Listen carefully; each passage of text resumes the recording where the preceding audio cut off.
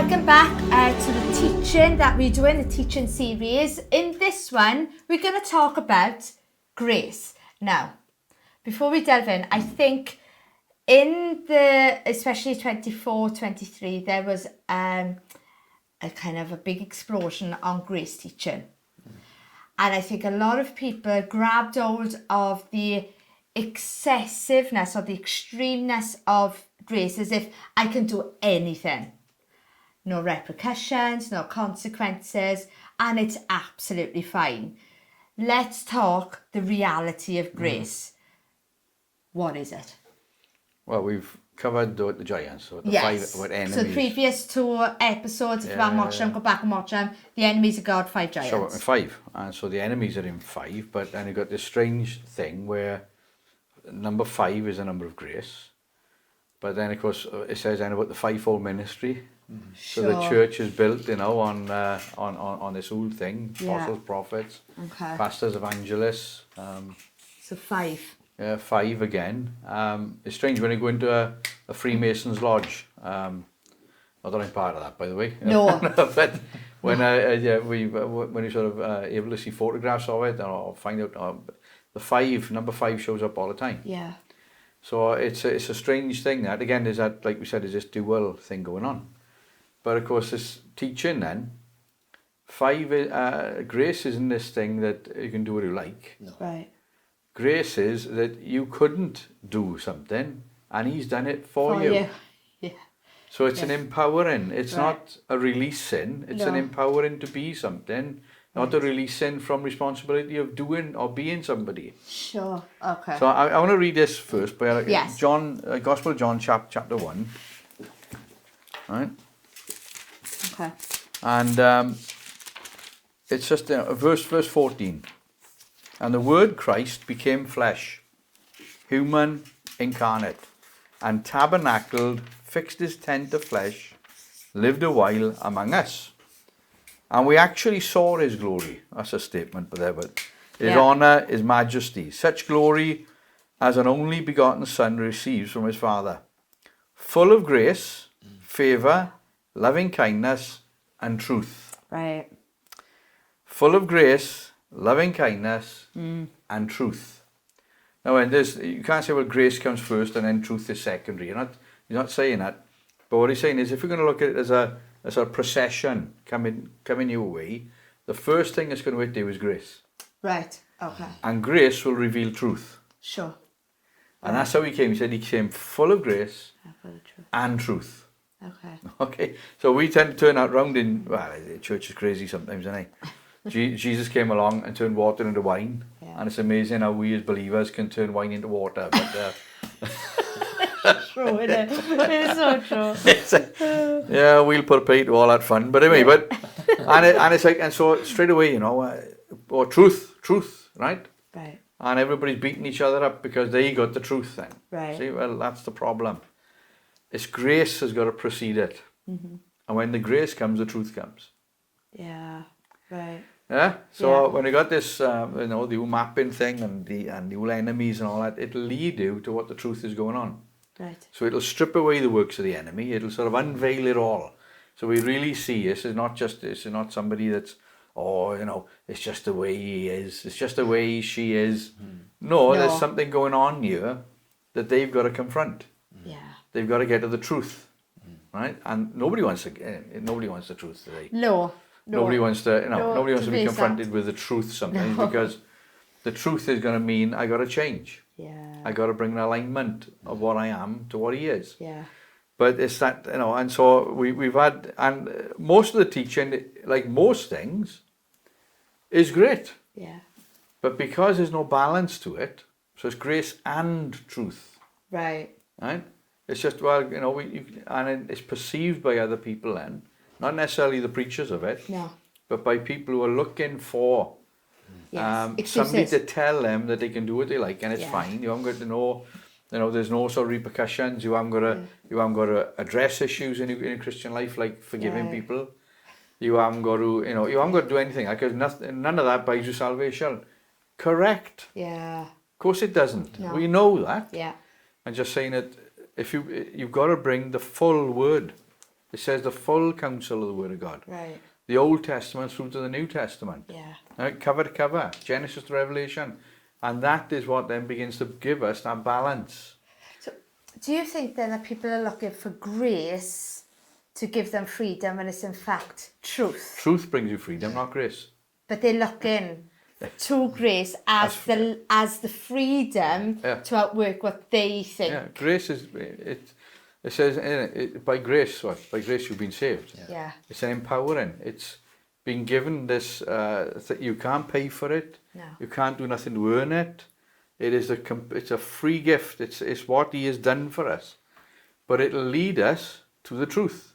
And when we begin to know the truth then of what he have done, that's the freeing part. Yeah. Right. That I don't have to qualify for it. But however, there are things, like you say, the Lord's Prayer. In it, if you hold back, in it, so he says, as you've been forgiven, so forgive. Forgive trespasses as I have forgiven you. That's it. Now, does that mean that you're not going to get saved then if you're holding resentment? Well, no, it doesn't say that, because salvation's not built on what I do, it's built on what he's done. Yes. However, go to the pattern of the tabernacle, the laver. So the cross is, right, sacrifice done. Yeah. But there was a place of cleansing where they had to cleanse, where they had to wash, where they had to make sure. Partaking of it. So even though, right, you can't do it, but you use that cleansing to make sure, right, I'm bringing on a proper alignment in my life.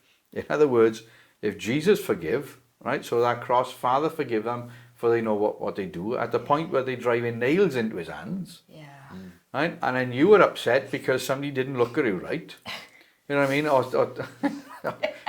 Oh dear Lord, right?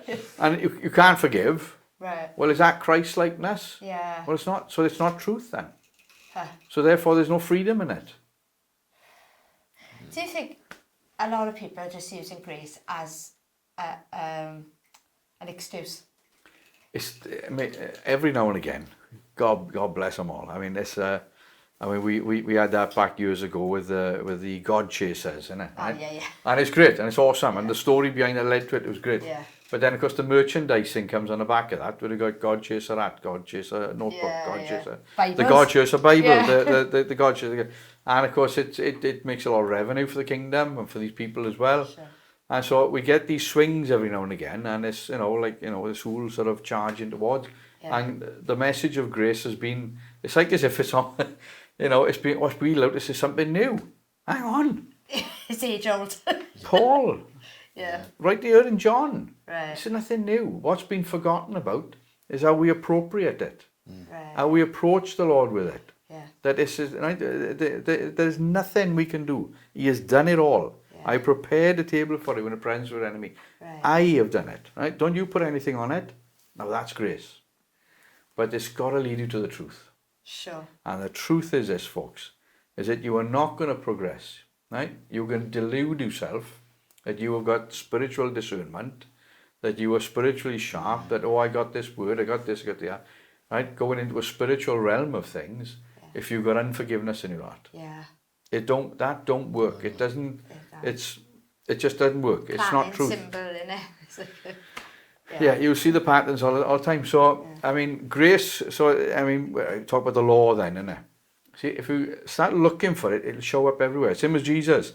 Well, he only came along, Mary and Joseph, and then he was born of the. No, he's all the way through the Old Testament. Sure. He's right at the beginning. It says in Hebrews, without him, nothing was made. Therefore, he was there at the beginning. Yeah.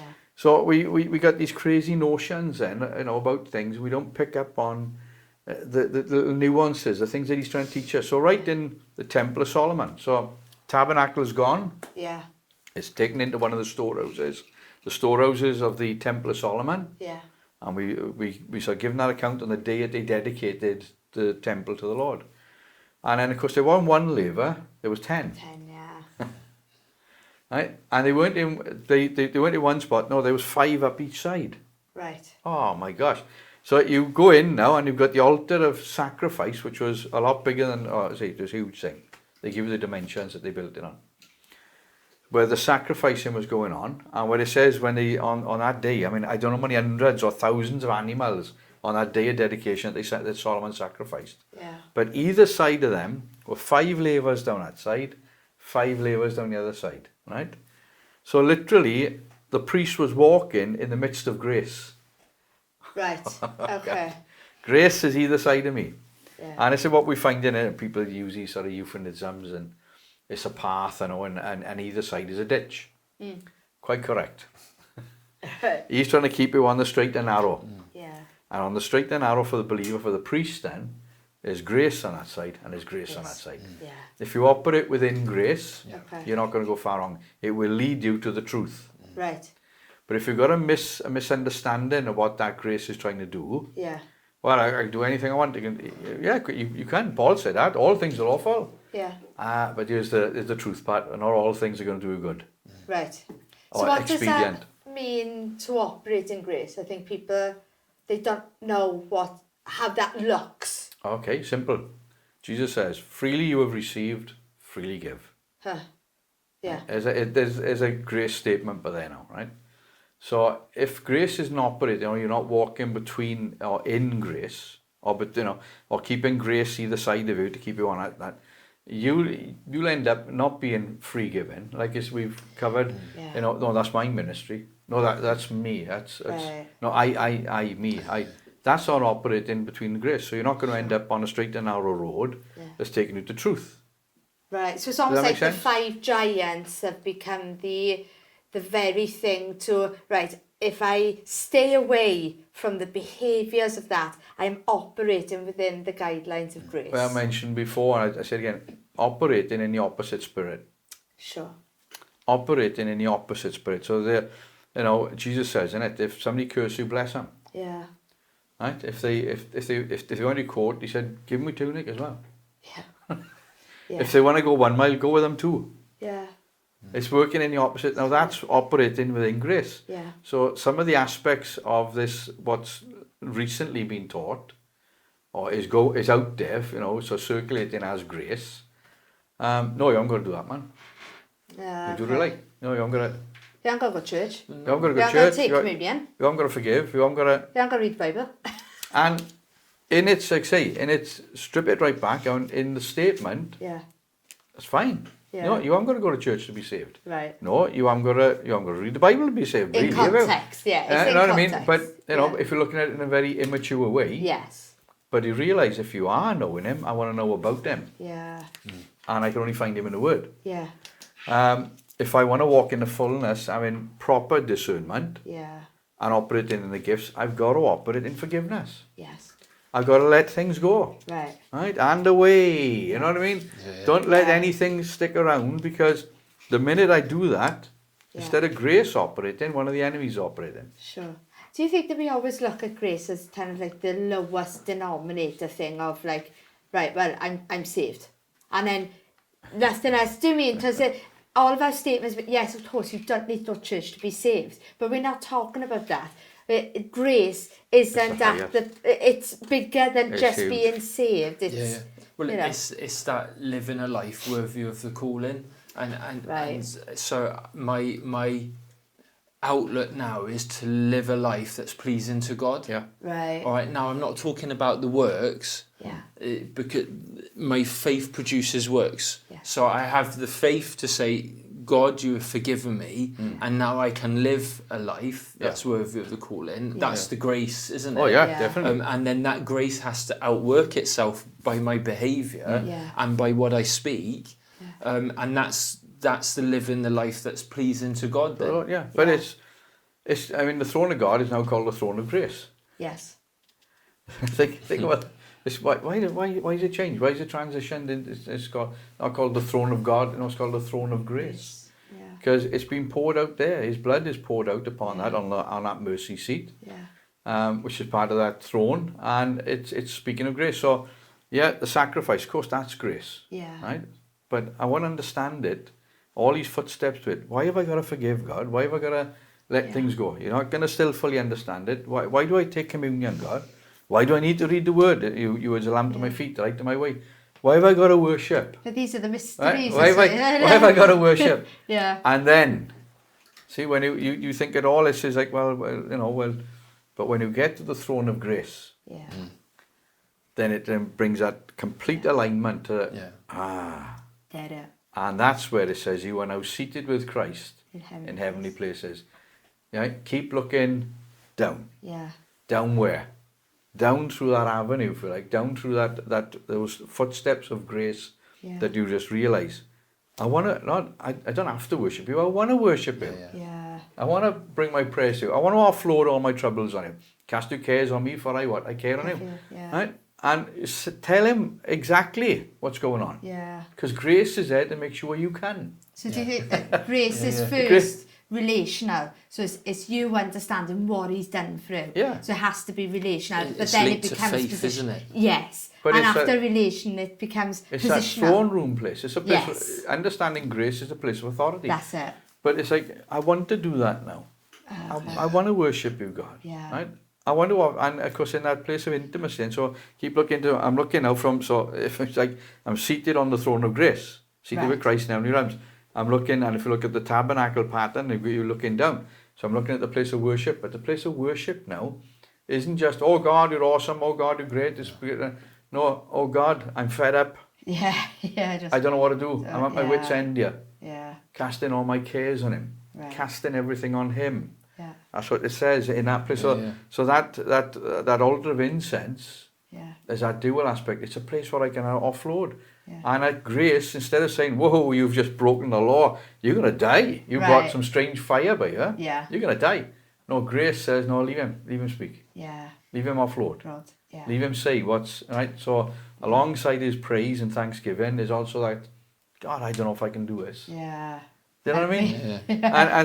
And then of course it's like, well, why I got to redo it. I got to read the word in a year. Bless God, anybody can do that, but I've never read the word in a year. No. But it's like, but I need the word. It's a lamp to my feet, a light to my way. See, it alters now. It's beginning to change everything, and it's taking you into a place of truth. Yeah. I don't read it because I have to. I read it because I want to. Yes. Look at it, folks. I Yeah. enjoy this thing. That's it. Yeah. Right? It's like, I think it was J. John that said that he treats the word of God like it's his spouse. yeah. That has to be, you have to get to know, you have to be Yeah. persistent, you have to be stable, and you've got to keep going to it and going to it because it changes Yeah. and it has different meanings Oh. and revelations. And I say, when you get it, that thing, those moments sometimes come. I go, whoa, it's just Yeah. blimey heck. That's amazing. Why are people talking about this? You know? Right, right. But then, of course, you go down the table of the Lord, like, you know, it's just taking you down this thing. Now, grace is taking you down this road of truth, like, and you realise, my gosh, man, I haven't got to get myself right to come to the table. Nope. That's not what it's about. No. I've got to receive it. Yes. I've got to discern his goodness, his Yeah. right, his body, his blood, Yeah. and just right pull a chair up. That's what he's telling you. Yeah. You prepared a table for you. Pull the chair up for me. Yeah. I got to choose to sit down. Yeah. I got to choose to participate. Right. That's all I can do in it. Yeah. The minute I try to put something on it, I've polluted it. Sure. Wow. You've got the strange fire then. You got the Yeah. craziness going on. Which only ends up in death and barrenness. And then the laver then, I mean, the whole thing is that, oh, you've got to forgive people of you. No, I wanna live free. Yeah. I wanna live light. I don't want stuff lurking in the back of my mind. And Yeah. I can't look at them. Oof. I hope I don't bump into them again. It's harder living like that, I Oh, think. My Yeah. Lord, I mean, it's just craziness. But that's they call it bitter waters, and it's bitterness, and that's just going to contaminate every area of your life if that's the well you're going to draw from. But then grace Yes. will take you to the cross. Yes. Yeah. Thank God. Oh, dear. Yeah. And take you to a place that John Newton knew so well. Yes. Amazing grace, how sweet the sound. Yeah. So a wretch, like, so I see myself there, not this. I'm an amazing. I'm good at everything I do, man. Oh, when I'm God. taken to the foot of the cross, and the truth and reality of the cross begins to come through. Devastating. It's just, then there's a reality of grace that Yes. for me, right, in the condition that I am, in the condition I will be in, probably. Because we never seem to get our act together. We always we get one thing right, and then we realise there's another. Yeah. But it'll take us to that place all the time. That this has nothing to do with you. No. This is me. And the Song of Solomon then kicks in, where he just says that thing, and it's that picture. He says when he writes it in the song, you know, in Solomon, he said, "Let us go to the hill of myrrh, to the mount of frankincense." Yeah. He's talking about Calvary, place of death. Yeah. And in that place, he's speaking over the Shulamite, so it's like Jesus now singing over the bride. Yeah. Right? And in that place now, he's not thinking about himself. No. He's not on that cross. He's not in that place of death. And look at me, look what I'm doing for you. His entire attention is on the Shulamite woman. Right. Jesus' his whole thoughts, everything was on you that day. Yeah. And it says, for the joy that was set before him, he endured the cross. But the joy was you there, Yes. standing in that place of complete acceptance that you could do nothing for yourself. I've done it for you. And in that place in Song of Solomon, he says, let me hear your voice. Yeah. Let me see your face. Yeah. Wow. And if that's everything, so a lack of grace, like it was with Adam, God shows up in the cool of the day. Yeah. Adam, where are you? As we say in Wales. Yeah. One word, where are you? Yeah. And it says Adam hid himself. Yeah. Because he just knew that he'd failed. But he was disgraced. Yeah, disgraced. Disgraced. Yeah. Hiding. And so Yeah. he hid himself. And the complete opposite then is said in the Song of Solomon. Yeah. Where in that place where we are wretches. We've got nothing. We've nothing I can do by you right now can change anything about my condition. Yeah. And in that place he says, don't hide. Yeah. Don't. Yeah. Let me see your face. Yes. Let me hear your voice. Yeah. Right? And then that's the outpouring. That's and so from throne to cross. That's it. Right? From cross to throne. Yeah. It's the shouting down of grace. And that grace then takes us to a place of truth. Yeah. Those places of truth, if you like. That's it. That he is, and of course he is the truth. He is the way, the truth. My life. And it's going to really start to equals in proper life, real life happening for me. Instead of these, these sort of delusion, things where I can hurt people, trample all over people, and it has no consequence. Yeah. No, it does have a consequence. There's a consequence on you, but it also has a consequence on what you see grace to be. Yeah. Yeah. Yeah. And that consequence is you losing out. Yeah. You want to say, and like I say, we've talked about it many times. People need to get back to the cross. We worship before the throne. Yes. Mm. But let me tell you, we need to be taken to the cross then to really understand His grace, and in that place of complete surrender. Yeah. Right, Lord, you what you want, not me. Yeah. And there's a pouring of love and grace in that place that is like no other. Yeah. That leads a man like John Newton, an ex-slave trader, Yeah. back all the way then to say, amazing grace, how sweet the sound, saved a wretch Yeah. like me. I once was lost. Yeah. Oh, but no, that's not the end of the story. I'm found now. That's it. Yes. I was blind, but no, not anymore. I can see now. That's it. The truth has come, and I'm free. Yeah. So yeah.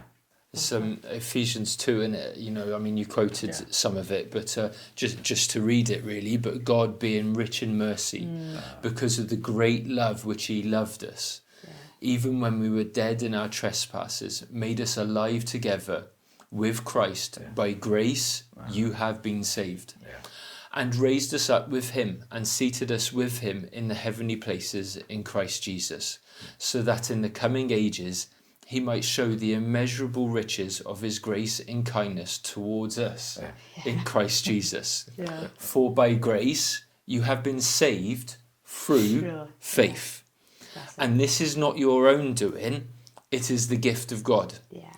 Not a result of works, so that no one may boast.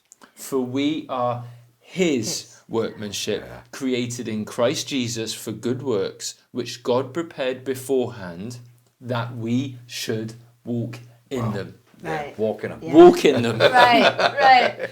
So I suppose what you could say about grace is, for as much as the number 5 stands for giants and everything in the land, the fact is grace is there. More powerful. And Jesus, not you, Jesus has overcome Yeah. the world. He's overcome the giants. Get this, where sin abounds, Grace Grace abounds abounds even more. even more. That's it. Where the devil is showing up doing his nonsense, let me That's it. tell you, no, God's even more powerful So there. the choice is in your hands. Which are you going to operate under? Are you going to operate under the giant, or are you going to operate under faith? And that choice is for every believer, isn't it? And to walk it, like the tabernacle, isn't it? It's just, although there's 3 realms, there's 5 places. Yes. There is, and so it's like the grace to live, to walk in these good works that God prepared beforehand.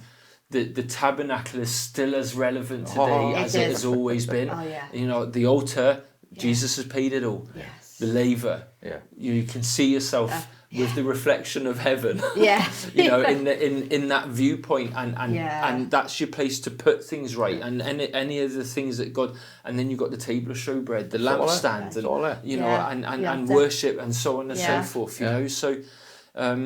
It's there. It's there. It's a grace to us in But you know order to what? walk in them. Yeah. Yeah. But some of the sort of ultra grace stuff that's gone on, yeah.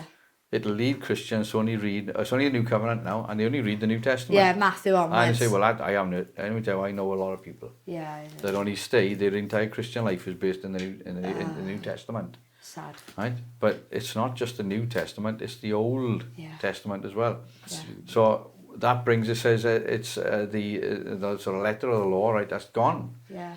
But like Paul said, I didn't know I was a sinner if it Unless hadn't I been for the law. yeah, that's it. So I'm not going to know that full depth of what he's done for me, Yeah. you know, without the full balance of it all. So no, we're not under the law anymore. No. We are not. We're under grace. Yeah. Praise God for Yeah. that. Thank God. Right? So we aren't going to be Christians. Aren't going to try to be Jews, No. right? Or to follow these rites. Then Yeah. no, we don't do that no more. We've come into that fullness of truth now. But you can't disregard what has been. No. It's the old and new, 66 books Yes. in God's holy word. And it's the richness of it. But it will demonstrate to us every single time, even in the temple, like I said, even in the Temple of Solomon, Yeah. 5 shows up. Yeah. Grace. He's trying to tell us, even through the law, that grace Yeah. is far more powerful. Right. And it's going to be one day that is going to overtake what, I'm going to do this, do that. You ain't got to do a thing. No. All you got to do is receive and walk in. Right. But you can tell what that is because it'll be truth. It'll demonstrate to you what you've got to walk in. Right. And if you're outside of that, you're not in truth. That's it. And like it says, if the truth is not in you, you believed in yourself. And Paul himself said, don't use grace as an excuse to continue doing That's the right. things that grace has actually been applied to your life anyway. It's so you walk and you keep turning in faith to Christ, Sure. who empowers you to live and live a life that's pleasing of Him. It's not, and it's not an excuse to live carnally. No. No. And No. that's not freedom. No. Really. That's Well, no, it's freedom. not. It'll Just end up leads to in... death. Yeah. Well, like we've done with the giants who end up getting contained Contained. or Yeah. not coming to full maturity or Yes. it's all that stuff going on. Whereas grace, Yeah. like I said, from cross to throne, Yeah. right? And it from the old one of the old deacons back in the Elim church that I was saved at, from the guttermost to the uttermost. Yeah. He used to pray it all the time. God, thank you that you saved me from the guttermost to the uttermost. That's grace. That's grace. That's grace. Wow. But we can all walk in grace. So walk in it. Walk Do in it. it. Walk in it. Do it. Lovely. Good.